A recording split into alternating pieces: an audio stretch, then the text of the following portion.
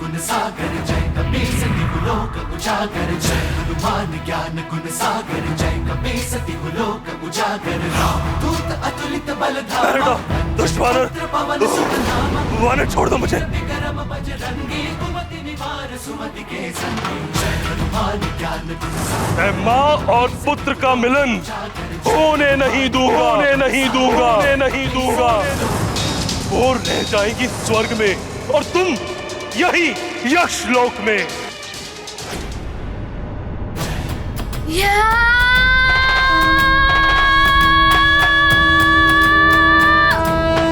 रुक जाओ हनुमान, रुक जाओ। यक्षवध करने से महापातक दोष लगता है पुत्र। इससे ब्रह्म दोष के भागी हो जाओगे तुम। हनुमान, आप क्यों मोल लेना चाहते हो? छोड़ दो मुझे। मैं माँ और पुत्र का मिलन होने नहीं दूंगा, होने नहीं दूंगा।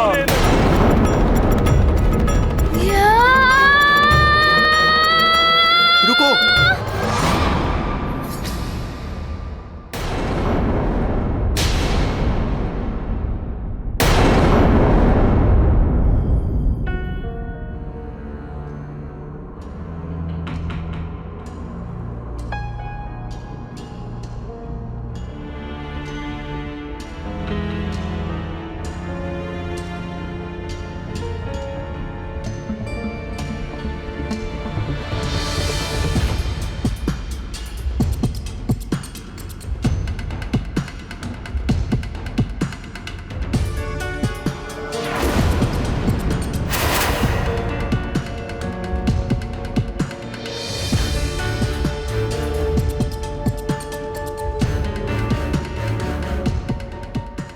महाराज,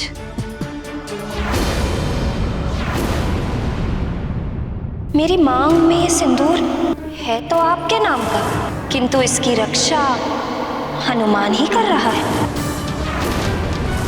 यहाँ तो प्रतिदिन संकट आते ही रहते हैं। भगवान ना करे किसी दिन हनुमान ना हुआ तो आप तो रक्षा कर नहीं पाएंगे। अब शीघ्र ही हनुमान के साथ लक्ष्मी भी आपके घर पे पधारने वाली है। मेरे रहते इनका कोई अहित नहीं कर सकता।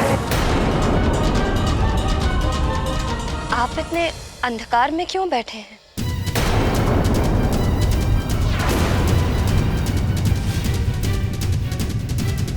यदि तुम उजाले में आ जाओगी तो मेरे भीतर और बाहर का अंधेरा एक क्षण में छट जाएगा।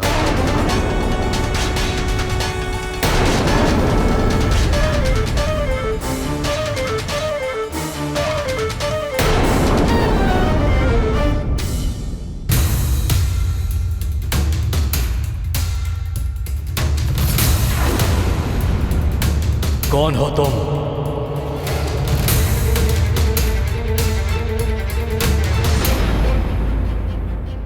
यक्ष वध करने से महापातक दोष लगता है पुत्र। इससे ब्रह्म दोष के भागी हो जाओगे तुम। हनुमान अबोध है, ब्रह्म दोष की गंभीरता से परिचित नहीं होगा। इसे महापातक से नहीं रोका तो अनर्थ हो जाएगा। मेरे ही कारण ये एक बड़े पाप का भागी हो जाएगा। हनुमान, तुम यहाँ किसी का वध करने नहीं आए हो। मत मारो उसे। यदि यक्षवध का महापातक दोष तुम पर लग गया तो तुम अपनी माता को कैसे मुक्त कराओगे? कैसे ले जाओगे माँ को वापस? स्मरण करो अपनी माता को पुत्र, स्मरण करो।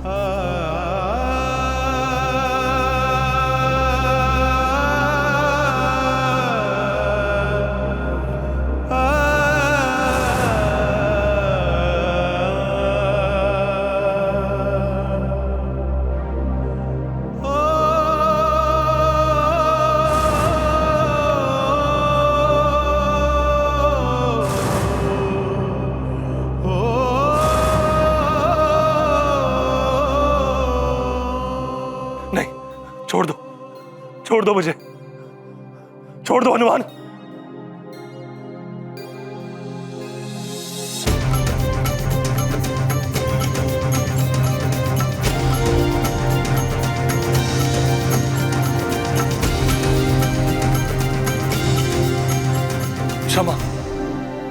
क्षमा हनुमान। ये गाथा महाबली हनुमत की, रुचिकर लीला राम भगत की। जय जय जय रघुनंदन राम, जय जय जय महाबली हनुमान। हनुमत का अद्भुत स्वरूप, धारण किया अब रौद्र रूप। यक्षराज भयभीत हुआ, धरे हनुमत त्रिशूल और गदा। चरणों में गिर करता वंदन, यक्ष वीर हैं केसरी नंदन। शत्रु जिनके पार न पाए, मित्रों को जो हृदय लगाए। ये गाथा महाबली हनुमत की, रुचिकर लीला राम भगत की। जय जय जय रघुनंदन राम, जय जय जय महाबली हनुमान।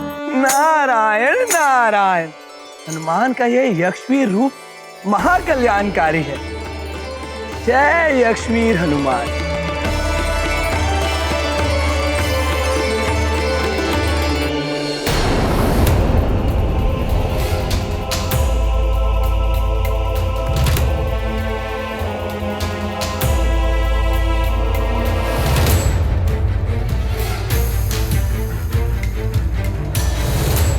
कौन हो तुम? कौन हो तुम और किस अधिकार से मेरे राजभवन में रह रही हो?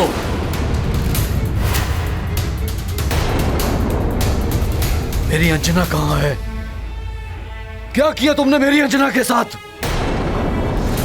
बोलो। क्या बोलूं मैं? कुछ बोलने से भी मेरा अपराध कम तो नहीं हो जाएगा।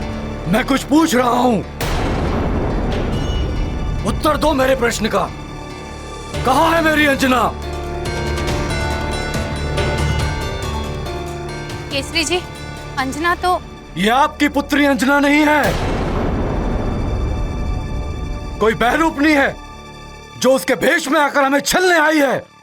ये हमारे साथ कोई छल नहीं कर रही है केसरी जी।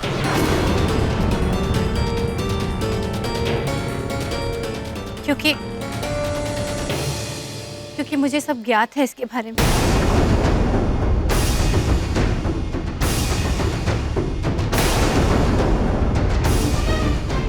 आप इसकी सच्चाई से परिचित थी?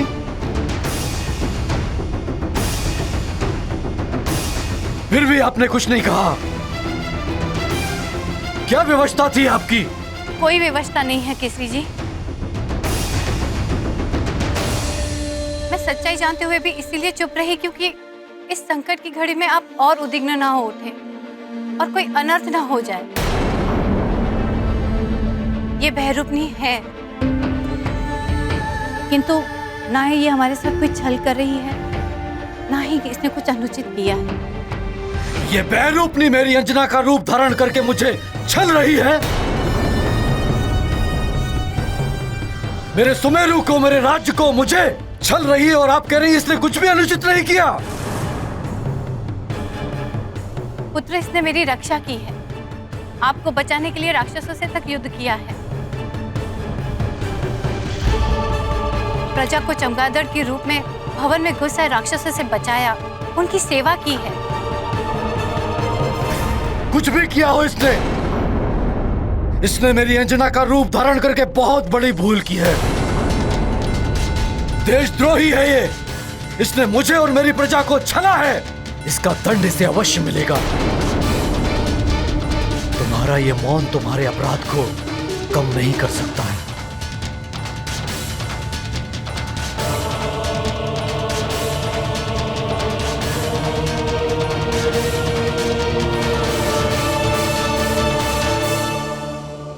तुम्हें राज परिषद में भरी सभा के समक्ष तुम्हारे कृत्य के लिए दंडित किया जाएगा।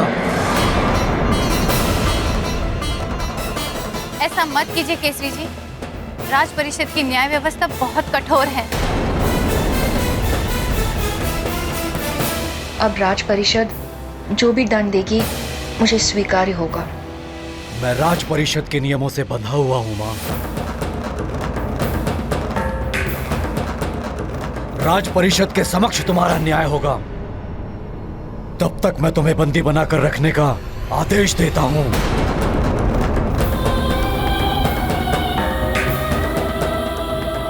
सैनिकों,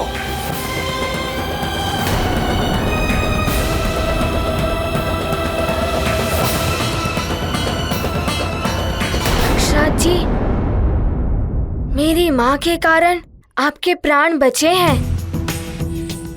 अब आप उर्वशी मौसी और ऋषिवर जी को मुक्त कर दीजिए। मैं ऐसा नहीं कर सकता हनुमान। यक्षराज, अभी तो तुम हनुमान से क्षमा प्रार्थना कर रहे थे और अभी नहीं मना कर रहे हो। प्रतीत होता है कि तुम्हारा मति भ्रम अभी तक टूटा नहीं है। ऐसा नहीं है उर्वशी, यक्षलोक का नियम है, यक्ष तभी कुछ दे सकता है जब उसे कुछ प्राप्त हो। हनुमान, मैं उर्वशी और ऋषि को तुम्हें तभी सौंप सकता हूं जब तुम प्रतिबल स्वरूप मुझे कुछ प्रदान करो। हाँ, ये विनिमय का नियम यक्षलोक का ही है। बिना कुछ दिए यहाँ से ले नहीं जा सकते, चाहे यक्षराज को इसके लिए युद्ध ही क्यों ना करना पड़े, अपने प्राण ही क्यों ना गंवाने पड़े। यक्षराज जी, मैं यहाँ किसी के प्राण हरने नहीं आया हूँ। मैं तो बस उर्वशी मौसी और ऋषिवर जी को यहाँ से ले जाना चाहता हूँ। स्वर्ग के समय सीमा के अनुसार मेरे पास समय बहुत ही कम है। इनके प्रतिफल के रूप में आप मुझसे जो भी चाहें मांग लीजिए।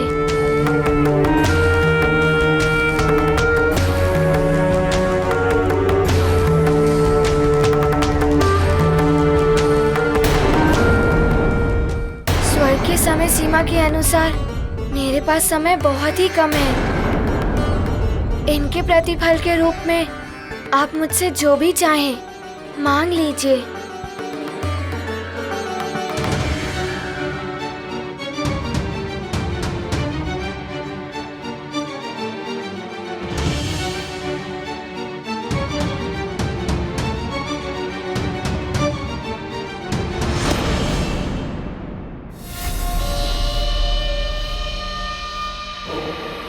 तुम्हारे पास ऐसी कोई भी मूल्यवान वस्तु दिखाई नहीं दे रही जो मैं तुमसे मांग सकूं, किंतु कुछ तो है तुम्हारे पास ऐसा जो अमूल्य है। यदि तुम दे सको तो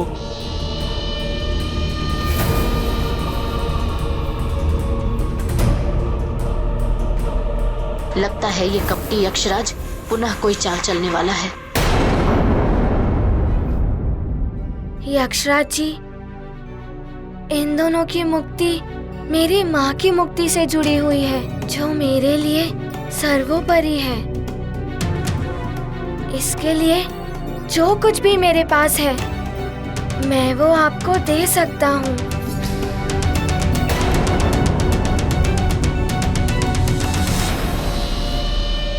अब तक जितने भी दिव्य पुण्य तुमने अर्जित किए हैं या कहीं से भी तुम्हें प्राप्त हुए, वो समस्त पुण्य तुम मुझे दान के रूप में प्रदान कर।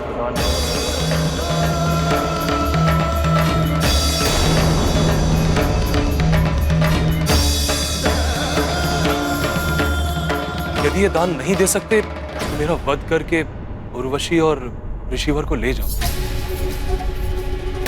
यक्षराज अनुचित कर रहा है हनुमान के साथ। इतना बड़ा दान मांग लिया इससे। कोई कैसे अपना पुण्य किसी और को दे देगा? हनुमान ऐसा नहीं कर सकता। हाँ, बड़ी कठिनाई से तो पुण्य अर्जित होते हैं। यक्षराज जी, मेरे लिए मेरे पुण्य मेरी माँ उर्वशी मौसी और ऋषिवर जी से अधिक मूल्यवान नहीं है। यदि मेरे पुण्य आपके किसी काम आते हैं तो मैं सहर्ष ही अपने पुण्य दान करने के लिए प्रस्तुत हूँ। हनुमान, ये क्या करने जा रहे हो तुम? पुण्य ही वो धन संपदा है जिसे लेकर मनुष्य संसार से जाता है। स्वयं की देह, माँ, पिता, पुत्र, पुत्री, बंधु, बांधव सब यहीं छूट जाते हैं। पुण्य अर्जन के अवसर बार बार नहीं आते पुत्र।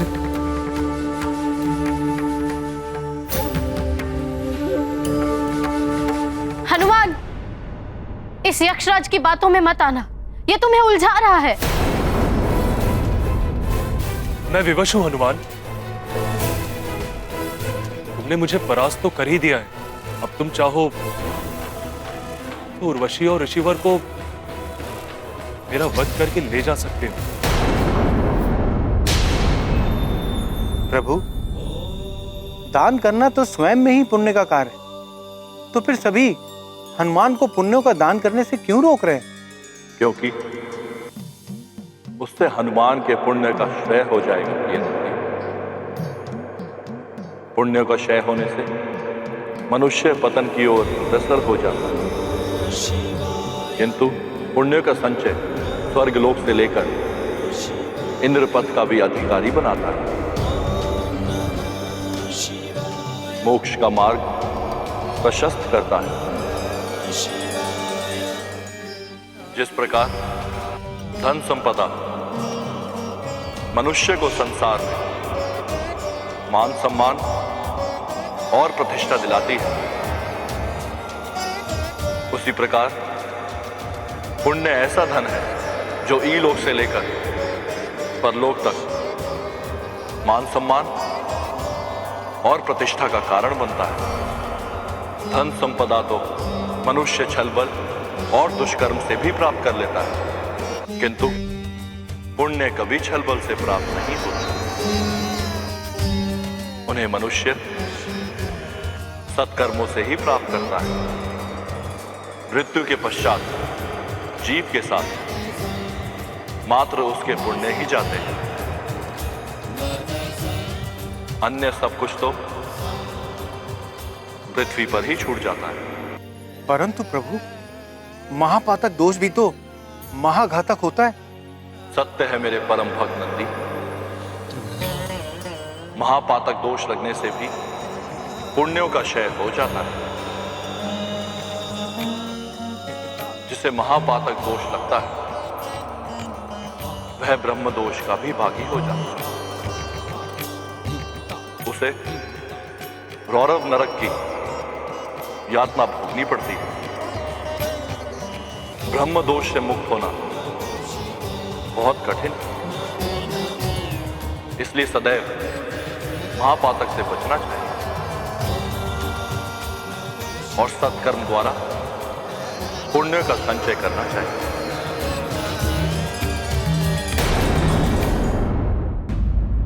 यक्षराज, मेरी दृष्टि में प्राणों से अधिक मूल्यवान कुछ नहीं होता, भले ही वो आपके प्राण हो या किसी अन्य के। मैं केसरी नंदन अंजने हनुमान अपने अभी तक के अर्जित हुए सभी पुण्यों का दान यक्षराज जी को देता हूं।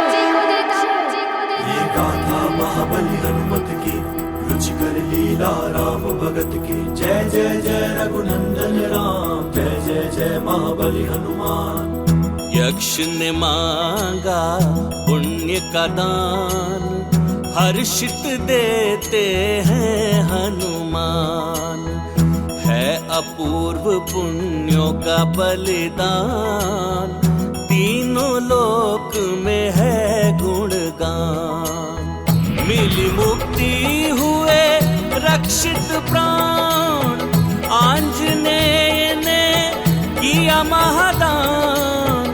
मातृभक्त का त्याग महान, महावीर महादानी हनुमान। ये गाथा महाबली हनुमत की, रुचिकर लीला राम भगत की। जय जय जय रघुनंदन राम, जय जय जय महाबली हनुमान।